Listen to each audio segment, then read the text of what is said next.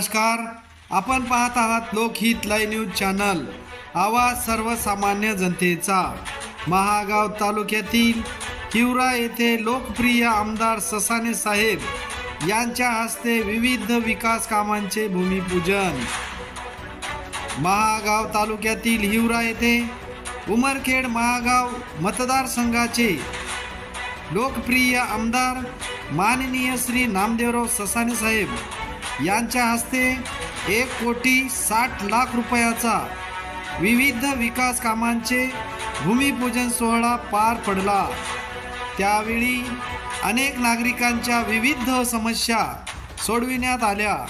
सध्या हिवरा नगरीमध्ये आमदार ससाणे साहेब यांची ओळख विकास पुरुष या नावाने झालेली आहे।